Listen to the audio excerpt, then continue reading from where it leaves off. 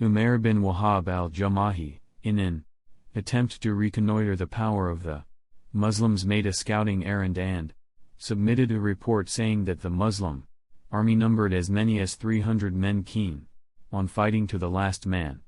On another reconnaissance mission, he came to the conclusion that neither reinforcements were coming nor ambushes laid. He understood that they were too brave to surrender and too intent on carrying out their military duties to withdraw without slaying the largest number possible of the polytheists. This report, as well as kindred relations binding the two belligerent parties together, slackened the desire to fight among some of the Qurayshites. To counteract this reason-based opposition, advocated by a rival of his, Utbah bin Rabia, and others, Abu Jahl started an anti-campaign, seeking vengeance on Muhammad, PBUH's followers for the Qurayshites killed at Nakhla.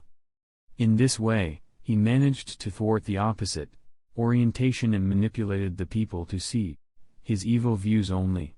When the two parties approached closer and were visible to each other, the Prophet, PBUH, began supplicating, "Allah, O Allah!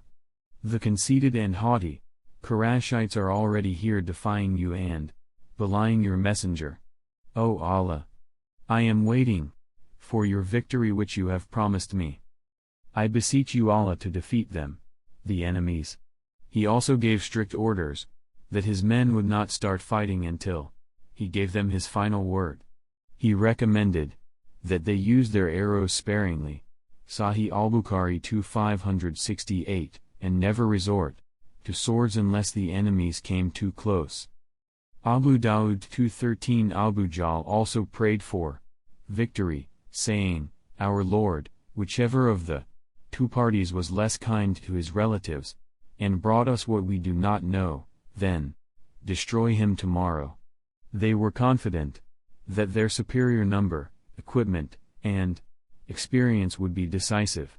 The noble Quran, with a play on the word, told them that the decision had come, and the victory, but not in the sense they had hoped for. O disbelievers, if you ask for a judgment, now has the judgment come unto you, and if you cease to do wrong, it will be better for you, and if you return to the attack, so shall we return, and your forces will be of no avail to you, however numerous it be, and verily, Allah is with the believers. Al-Quran 8:19. The first disbeliever to trigger the fire of the battle and be its first victim was Al-Aswad bin Abdul Azad al-Maksumi, a fierce bad-tempered idolater.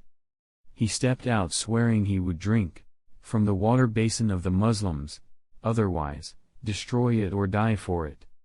He engaged with Hamza bin Abdul Muttalib, who struck his leg with his sword and dealt him another blow that finished him off inside the basin. The battle had actually started.